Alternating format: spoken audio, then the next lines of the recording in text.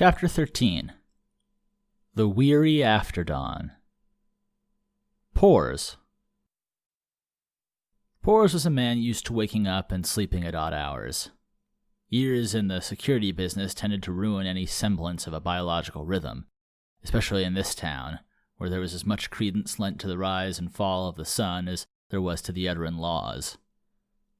This is why he owned an excellent set of blackout curtains for his bedroom and a black market alarm clock from the Edarans that he'd picked up years before the war, and had somehow managed to keep working.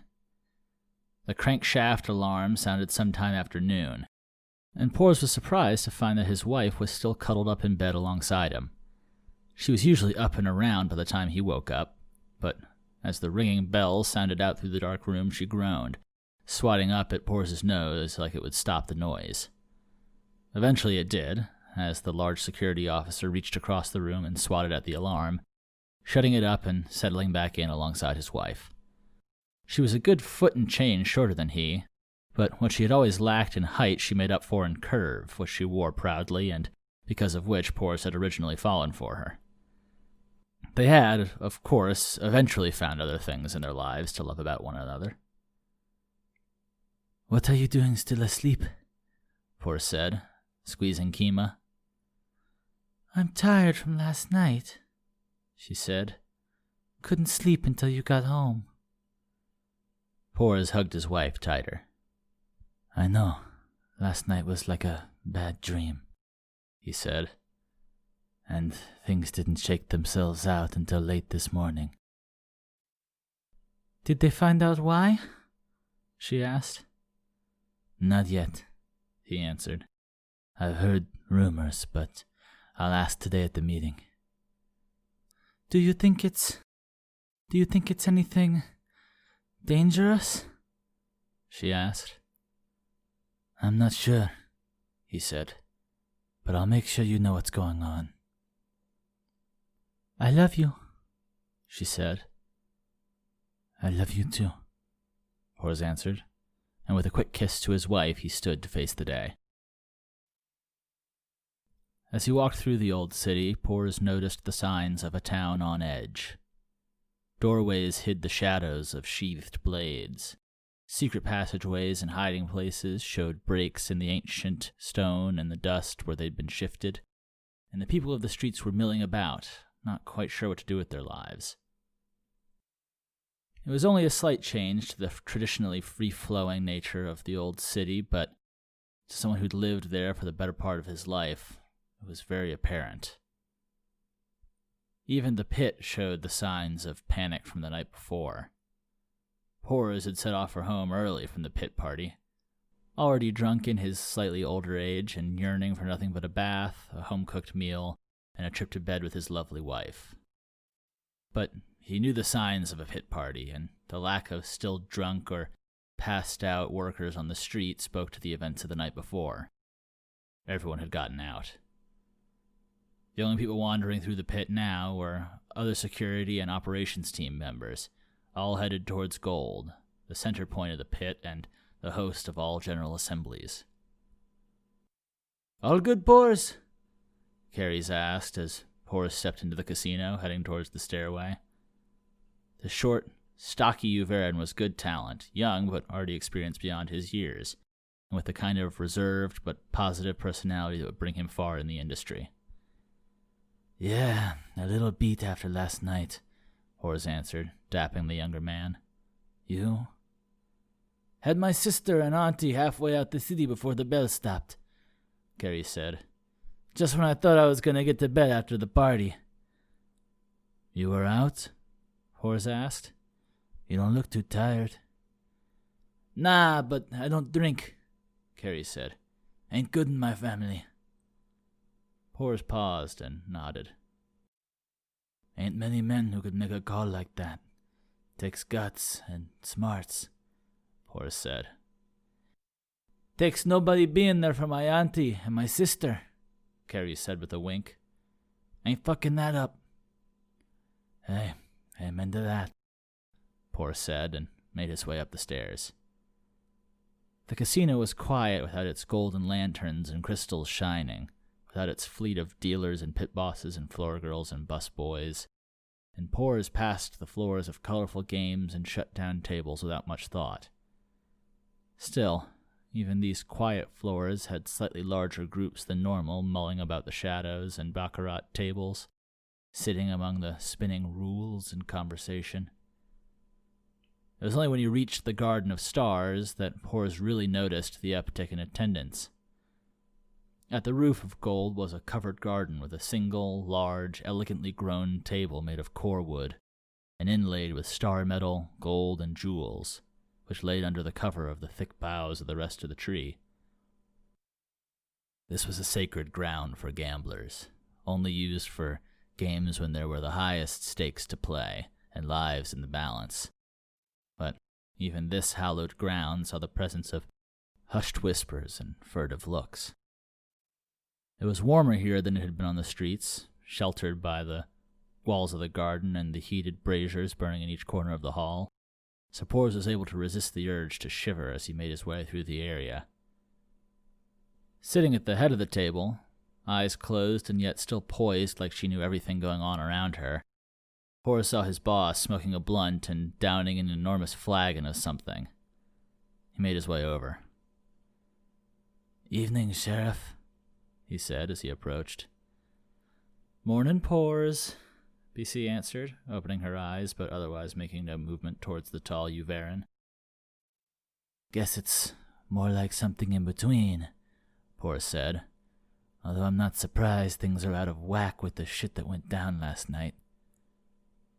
The dark-haired woman nodded. "Yeah, I heard things all went to shit," BC said. "Did you leave the city?" "Nah, slept through the whole thing," BC said. "PTFO'd after the party, had enough wild shit for one night." "Good wild or bad wild?" he asked. "Well, let's just say that the people ain't all gathering for fun here today," she muttered. She was tired, Horace could see, and a little baked and almost certainly hungover based on the rate she'd been drinking before Pors had left, but that wasn't anything out of the ordinary for her. It was only, again, because he had worked closely with her for at least 3 years that Pors even spotted something a little bit off. It had nothing to do with her physical condition. He sat down next to her, lowering his voice so only she could hear. "So, you have an idea why the whole spook show's here?" Pors asked. "Got a few theories," BC murmured under her breath. "We'll see, though, right?" It was around then that there was a milling about, and the few that had gathered on the Garden of the Stars made their way back down to the High Rollers' room. It was there that the long tables afforded the many attendees of the operations meeting that day a place to sit. Each of the core businesses of the pit were independently run, but they were protected by a mutual, balanced interest between Reen's top 4 crime families. Each of the 5 owners in the pit ceded a 19% stake to each of the 4 families. In exchange, they received undisputed protection, the support of each crime family's network, and a large cut of the massive money laundering operations from gray market Edaran corporations and Freeman-influenced businesses that operated all across the nation. There had been scuffles, of course, little disputes, cold wars between members of the families whose street troops clashed at the wrong time on the wrong nights. But ultimately, it was the balance between the interests, and the mutually assured destruction of one should they move against the other, that had kept the groups relatively peaceful for decades. For the day-to-day operations, however, the politics of the national crime families held little sway. The pit members would continue to operate, continue to pull in massive profits, both illicit and otherwise, and continue to protect themselves from troublemakers and outsiders. On occasion, a representative from one of the crime families would step in to make certain requests, interject in the course of things to ensure that their interests were protected, or try to make small gains through subtle maneuvering of perks, but it was a rare appearance, and in general only one family showed up at once. For all 4 families to show up together, fully armed and escorted with an entire corps of muscle, was a notable event, one which had not happened in recent memory. There were 2 long tables pushed together today, and all around them the many non-essential personnel had been reduced to standing. And if it had not been clear then that today was different, the presence of all 5 pit owners, grouped at the opposite head of the table, sealed it. The initial structure of the meeting, however, was intact.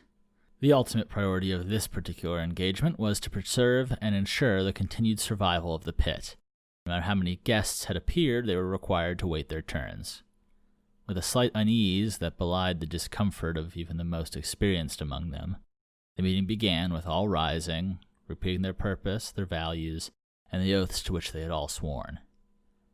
Following, the heads of operations assessed profits and events from the week before, commenting on the upcoming off-season, before handing the meeting off to the heads of security, who in turn reported the status and safety and other businesses within their world. It was then that the news started to stray from the normal run-of-the-mill reports. The head of Flare Security was first to mention the events of the city the previous evening, to which he promised to defer to the guests of the afternoon. He went on to describe the relative success of the night before, and lauded the effort of all attendees at de-escalating the one major fight, which drew both pats on the back and hard glances towards BC. The rotation went straight through, and ultimately to the end of the meeting, where any visitors were invited to speak with germane comments. After a quick conferral amongst themselves, 3 of the families stepped back and allowed the representative of the Ravens of Dusk to speak. She was dressed in elegant regalia, ringed in blacks and purples and onyx jewelry and amethysts, streamlined and powerful, never gaudy. Is everyone here capable of communicating in the tongue of the Southland? She asked in Edaran, only a hint of edge in her voice. Reading the room and seeing no complaint, she muttered a set of curses in Edaran, damning the users of the language, and then continued to speak. To provide some light on the situation, last night there was a prison break across the river, she said. We have reason to believe that last night's uninvited guests were also the men involved in the break, which saw release of all of Edaran's local captives and double-digit casualties on the Edaran side. Based on the information we've been able to gather, about 20% of the released captives managed to escape all the way down to the bay, where they were exfiltrated by a second team of Sistrans. Also, viewed at flare last night. There was a set of murmurs as the room reacted to the news, while the speaker of the Ravens of Dusk conferred with the other 3 representatives. In shimmering bronzes, ringed and woven with gold along his slender body, the Sandrin representative of the Golden Serpent. In deep red and melting magma firestones that hugged her powerful form, the Teruvian voice of the 3 Flames. In elegant, soft blue, hung in bone and shell, the dark-skinned, small, yet powerful voice of the Seekers of Dawn. The room fell silent as the representative of the 3 Flames began to speak. Our operating assumption is that this act was carried about by the Jackal, working with the support of and potentially under the direct orders from Kyrie Krona, the Machine King, she said. She looked back to the other representatives, each of whom nodded their heads in agreement. If 1 family told you something, it was strategy. If 2 families told you something, it was suspicious. If 3 families told you something, it was a fact. Any more, and it was a disaster. The room fell silent, and there was another whipping around of heads as neighbors looked back and forth to one another, suddenly watching their own backs. The name was well known among these parts, of course, and the thought of his presence was enough to question even the strongest alliance. The Machine King had broken ancient pacts and old blood relations before, and it was not without reason that all who wandered beyond the Edaran law within Edaran borders knew of him. It was a force of chaos and decay, a silent death and a threat never seen coming, and yet arriving all the same. In a world of connections, of knowledge and secrets, where the strength of a name and a reputation always came with a cost, for there to be a force that was simultaneously so powerful and at the same time so secretive was essentially impossible. But yet the Machine King existed, and according to the four families, the specter had made landfall in Reen. As the murmur grew to a din and then to a chorus of frantic words and plans and hands on blades, Horace settled back into his seat, leaning into BC. "What do you think?" he whispered. His mind was racing, of course, but his boss was smooth, as always. Even as the realization kicked in all around the room that she had potentially killed Machine King men. There were staring eyes, muttered concerns under tables, hard glances, and more emphatic congratulations. The girl kicked back in her chair, eyes on May at the owner's end of the table. "I think that the worst thing to do right now is freak the fuck out," she murmured. "But I'll give you pretty good odds that that's exactly what everyone's going to do." Porus opened his mouth to speak, but he was interrupted by the continued report from the Three Flames representative. "I am sure it is not necessary to remind those standing here about the pact to which we are all a part," she said. "That which has united us through decades, through the darkest times of the war, unites us even now. We are the free man of this land, and we feel no presence, no matter how strong. It is entirely likely that the business of the Machine King has no sway on those standing in this room. But in the case that it does, he will be met with the full force of the Erasmus Pact." Each of the other families stood then, with all their men and muscle. With a look amongst each other, they and their entourages each raised the sign of the pact, fists crossed in the air above their head. Without pause, each of the members of each of the companies sitting around the table stood, raising the sign in turn. When each man and each woman held the sign, the four family representatives slammed down the symbol, in unison, onto the table, followed in thunderous step by each member of the room a half-second later. The sound echoed out, and then fell to silence. Without anything else to say, the meeting dispersed.